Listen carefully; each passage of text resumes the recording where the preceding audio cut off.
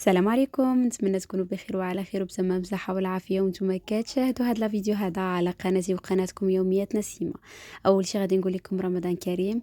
كيف داز النهار ديالكم بالنسبة للدول اللي صاموا هذا النهار؟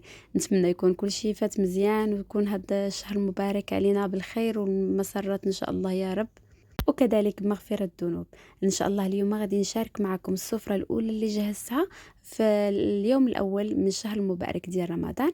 غادي نشارك معكم بعض الوصفات اللي هي سهلة وكيفاش كذلك حضرت السفرة ديال هذا النهار هذا. فنتمنى الفيديو ديال اليوم يلقاكم في احسن الاحوال، وإلا نال الاعجاب ديالكم ما تنسونيش باللايكات ديالكم كذلك بالتعاليق ديالكم اللي كتحفزني دائما باش نشارك معكم كل جديد. واللي زار القناه ديالي عن جديد ما ينساش تفعيل الجرس باش يتوصل ان شاء الله بكل جديد. وان شاء الله غادي نشارك معكم كذلك فيديو اخر بالنسبه للاخوات. من نزلت الفيديو عبر الانستغرام سولوني بزاف ديال الاخوات منين شريت بعض الديكورات ديال رمضان. ان شاء الله غادي ننزل لكم لا فيديو ونقول لكم الموقع اللي خديت منه كل حاجه، غادي نقول لكم منين خديتها وكذلك نشارك معكم حتى اللينكات ديالهم الا بغيتوا ان شاء الله. فما تنساوش تخليو لي في التعاليق ديالكم كيفاش جاتكم الطاوله ديال اليوم الاول من رمضان. ونبداو على بركه الله في تجهيز الوصفات اللي غادي نحضر معكم اللي كيف ما قلت لكم سهله. وبسم الله على بركه الله. هنا غادي نحضر معكم لي سيجار اللي غادي نعملهم بالخضره وكذلك بصدر الدجاج. عندي هنا الزروديه اللي حكيتها في الحكاكه رقيقه، كذلك القرعه خضراء، وعندي البصله حتى هي اللي قطعتها هكا المربعات صغار، وكذلك عندي صدر الدجاج هنايا اللي قطعته كذلك مربعات صغار.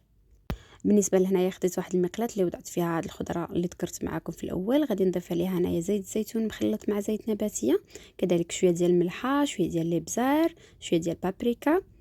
غادي نضيف شويه ديال السكينجبير وشويه هنايا ديال الكوري، يمكن لكم تعوضوه بالكركم. وكذلك هنا راه حكيت حتى واحد جوج ريوس ديال الثومه، هنايا راه ما باينينش في لا فيديو وصافي. هنا غادي نحرك مزيان هاد العناصر مع بعضها بعض كيف ما كتلاحظوا معايا، ونخليهم حتى كيتشحروا مزيان. عاد غادي نضيف لهم صدر الدجاج. هنا كيف ما كتلاحظوا معايا قطعته المربعات اللي هكذا صغار. غنخلط هاد المكونات مزيان، وغادي نضيف لهم كذلك شويه ديال القزبر ومعدنوس. بالنسبه للقزبر ومعدنوس البنات غادي نخليه لكم ان شاء الله في صندوق الوصف. الطريقه اللي كنستعملها دائما كنستعمل جوج نواع. واحد كنعمل اللي فيه الثومه اللي كنستعملها هكذا في الحويجات اللي كيجيو هكا في الدجاج ولا الحوت ولا طويجنات، ولا وواحد كنستعملو بدون ثوم ما كنعملش فيه الثوم. ان شاء الله دابا نخليكم الوصفه في صندوق الوصف. هنا من بعد ضفت عليه شويه ديال الفرماج اللي عندي ميكس ما بين الموتزاريلا وفرماج محكوك. غنخلط هاد المكونات ثاني مزيان ونخليهم على جانب من بعد ما غادي يطيبوا مزيان. صافي. هنا من بعد ما جهزت الحشوه ديالنا خليتها حتى بردات مزيان، ودابا غادي ندوز باش غادي نوجد لي سيجار ديالنا. هنايا خديت الزبده ذوبتها وكندهن بها هكذا الورقه ديالنا، واحد الدهنه هكذا خفيفه، وعاد غادي نبدي نعمل الحشوه. بالنسبه لهاد الحشوه البنات كتجي بنينه بزاف لانه كيف ما قلت لكم عملت فيها الكوري وكذلك حتى داك الفرماج وكلشي كتجي هكذا يعني لذيذه بزاف. بالنسبه للاخوات اللي ما كتعجبهمش هكذا يعني التحميره ديال لي سيجار تكون ناشف، او السيجار من كتعطيه يعني كتحسي به داكشي ناشف، هذا لا كيجي يعني هكذا كتحسي بديك التعليكه في السيجار كيف ما كتلاحظوا معايا. صافي كنبداو نطويهم بحال المهم لي سيجار عاديين كيف ما كتعرفوا. صافي. وهنايا كندهن بواحد الدهنه هكذا خفيفه باش كنسد اللي خلط الدقيق مع شويه ديال الماء، هو باش كنسد به لي سيجار ديالي. صافي. وغادي نستمر بهذه الطريقه هذه حتى كنكمل لي سيجار ديالي كاملين. بالنسبه للطيابه البنات انا طيبتهم غير في الفران. يمكن لكم كذلك حتى تقليوهم، ولكن الواحد من الاحسن انه يتجنب هكذا الزيت، يعني من الاحسن انه فقط يعملهم في الفران كيجيو بنان وكيجي فيهم ديك القرمشه كذلك. صافي. كيف ما كتلاحظوا معايا هنايا غادي نستمر بهذه الطريقه هذه حتى كنكمل لي سيكار ديالي كاملين. وغادي ندوز دابا نحضر معكم ان شاء الله البسيطيلات اللي عملتهم بالحوت، حتى هما بواحد الطريقه اللي ساهله، يعني ما توجدوهم في رمشه عين كما نقولوا، ساهلين في التحضير ديالهم وما كياخذوش واحد الوقت اللي هو كتير. وهذا هما لي سيجار اللي وجدنا. غادي ندهنهم فقط هكا واحد الدهينه بالزبده وندخلهم للفران يطيبوا. والان غادي ندوزو على بركه الله نوجدوا الحشوه اللي غادي نستعملوها في البسيطلات. بالنسبه للحشوه هنايا خديت بصله اللي كبيره شلطتها مزيان، وكذلك الثوم طحنتهم مزيان في الهاشوار يعني شلطتهم ووضعتهم في واحد المقلاة. ضفت عليهم هنايا عندي الكالامار، عندي سوريمي، عندي كذلك الكروفيت ما بين جوج ديال النواع، داك اللي كيكون شويه كبير والصغيور. وغادي نخلطهم هكذا مزيان، نخليهم حتى كيطيبوا مزيان. وعاد غادي نضيف باقي المكونات. بالنسبه للتوابل البنات درت بابريكا، شويه ديال الابزار، شويه ديال الكركم، وشويه ديال السكينجبير. وهنا كيف ما كتلاحظوا معايا من بعد ما عملت الشعريه ديالنا في الماء اللي هو سخون، خليتها حتى ارتبط وقطعتها بالمقص وضفتها حتى هي على باقي المكونات. والان غادي تلاحظوا معايا غادي نضيف شويه ديال القزبر ومعدنوس. غادي نخلي لكم ان شاء الله البنات الوصفه في صندوق الوصف ديال القزبر ومعدنوس اللي معتمده عندي. هنايا القزبر ومعدنوس كذلك مستعملاه فيه الثوم، فلهذا يعني ما كثرتش الثوم في القوام ديالنا في الاول. صافي وغادي نخلط هاد المكونات مزيان ونخليوها حتى كتشرب مزيان هذاك الليدام، يعني ما كتبقى عندنا ناشفه الحشوه ديالنا. هنا بالنسبه للبنات غادي نضيف كذلك حتى السمك الابيض. هنايا عندي بعض القطع ديال السمك الابيض اللي قطعتهم هكا، غادي نفوتهم غير في واحد المقيله. غادي نفوتهم في واحد المقيله غير بواحد شويه ديال الابزار وشويه ديال المليحه وشويه ديال زيت الزيتون مع زيت نباتيه وكذلك شويه ديال القزبر.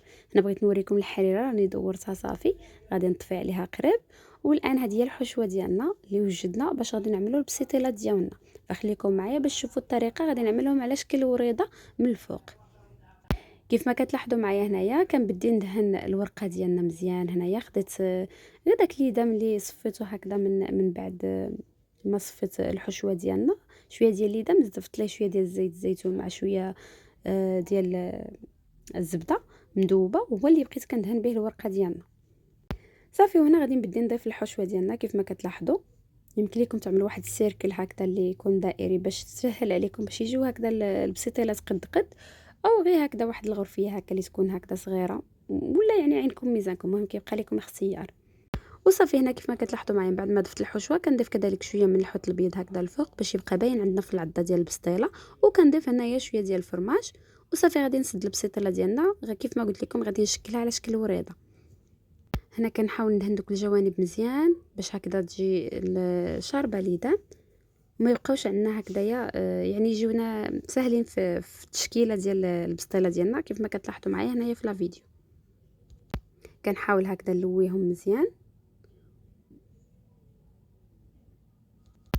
وغادي نزيد ندهن كيف ما كتلاحظوا معايا كندهن مزيان وكنحاول نشكل حتى كنحصلوا على هذا الشكل هذا كيف ما هو هنايا واضح في لا فيديو. كيجيو هذا الشكل هكذا المنظر ديالهم كيجي زوين. فغادي نستمر بهذه الطريقه هذه. فنتمنى لا فيديو انه يكون واضح. كيف ما كتلاحظوا معايا كيجي المنظر ديالهم بهذا الشكل هذا. صافي وهنايا غادي نستمر بنفس الطريقه. هنا خديت جوج ديال الورقات اللي دهنتهم مزيان بالليدام كيف ما كتلاحظوا معايا. وغادي نضيف هنا الحشوه اللي حضرتها معكم ديال الحوت. كذلك غادي نضيف القليل من الحوت الابيض هكذا من الفوق ونضيفوا الفرماج. وعاد غادي نبدي نسدها ونشكلها على شكل وريضه. فالطريقه راها جد واضحه هنايا كيف ما كتلاحظوا معايا في لا فيديو. هنا تقدروا هكذا يعني تفرقوا الورقه الاولى يعني تشكلوها بوحدها والثانيه بوحدها باش تجيكم اسهل بالنسبه للاخوات، او يعني تشكلوهم بجوج ضربه واحده كيف ما كتلاحظوا معايا بحال شكل رزيمه هكذا. وعاد كنبقى نلوي هكا ونحاول نقاد هذوك الوريقات هكا ديال البسطيله اللي كيبقاو هكذا الفوق. كنحاولوا نشوفوا كنزير وكنشكل هكذا باش تعطينا ديك الوريضه هكذا بحال اللي مفتحه من الفوق. يمكن لكم تعملوهم حتى في البسيطيلات ديال الحوت كيجي المنظر ديالهم زويون هكذا. ونغيروا في هذا رمضان يعني راكم كيف ما كتعرفوا يعني رمضان دائما مع الشهيوات جداد، وكل مره كنبغيو نغيروا، كل مره كنبغيو نديروا حاجه جديده. فكيف ما كتلاحظوا معايا هذا هو الشكل اللي كنحصلوا عليه. ومن فوق كتزينوها بشويه ديال الحامض ولا الكروفيت ولا كيبقى لكم التزيين دائما على حسب الرغبه ديالكم. هنا دخلتهم من بعد الفران خليتهم تتحمروا مزيان وغنوريكم الشكل النهائي ديالهم. هنا دابا دزت باش كنوجد الطويبله ديالي. هنايا كنحط كويسات ديال العسل، كويسات هكذا صغيره للحليب، كويسات ديال العصير. هاد الديكورات البنات كلهم راني خديتهم تقريبا من شيئين. لا ناب حتى هو ديال الطابله مكتوبه فيه رمضان كريم. هنا كنوريكم المعسلات اللي وجدتهم وكنحطهم هكذايا في هاد الشكل هكذا كيف ما كتلاحظوا معايا هنايا. حتى كذلك سلو. فكيف ما قلت لكم ان شاء الله غادي نشارك معكم في واحد لا فيديو هاد الحويجات هادو اللي شريت، حتى هادوك اللي كنعملوهم في السريبتات مكتوبه فيهم بسم الله. هنا كذلك هادو اللي عملت فيهم الشمع حتى هما فيهم الهلال، يعني التايم كله يعني ديال رمضان. فنتمنى انه لا فيديو ديال اليوم يعجبكم ان شاء الله. وهنايا كيف ما كتلاحظوا معايا خديت السبيره اللي كنعمل فيها الحريره. صافي وغادي نستمر هكذايا كنجهز في الطويبله ديالنا. فخليكم معايا باش تشوفوا كلشي ان شاء الله الى الاخير، وقولوا لي كيفاش جاتكم الطويبله ديال اليوم. ما تنساونيش بالتعاليق ديالكم وكذلك باللايكات ديالكم. هذه هي الطويبله ديالنا ديال اليوم كيف ما كتلاحظوا معايا. هادو هما البسيطلات اللي حضرت معكم، كذلك لي سيجار. فالنهار الاول ديال رمضان دائما كنكونوا دايخين اشنو نوجدوا، اشنو نعملوا، اشنو نديروا. المهم هذا هو اللي كتب سيدي ربي، وهذا هو اللي عملت هذا النهار هذا ديال اليوم الاول. وان شاء الله غادي نحاول انني ما نغبرش عليكم مره اخرى ونشارك معكم بعض الوصفات اخرين. كيف ما كتلاحظوا معايا لي سيجار جات فيهم واحد القرمشه وجات فيهم واحد التعليكه في العضه، لذاد بزاف حتى الوليدات حماقوا عليهم. شتو ما شاء الله يعني واخا عملنا فيهم الخضره وكلشي كيف ما قلت لكم الوليدات عجبوهم. يعني هكذا بالنسبه للاخوات اللي الوليدات ديالهم ما كياكلوش الخضره، ولا يقدروا تعملوا لهم هكذا في وسط هكذايا لي سيجار في وسط، تحكوهم حتى في لي بات هكذا ما كيعقوش بهم الدراري وكياكلوا. بالنسبه للاخوات اللي وليداتهم كيتعيفوا يعني على الخضره ولا ما كيبغيوهاش. هنا كيف ما كتلاحظوا معايا هذه هي الطويبله ديالنا ديال اليوم، نتمنى انها تنال الاعجاب ديالكم.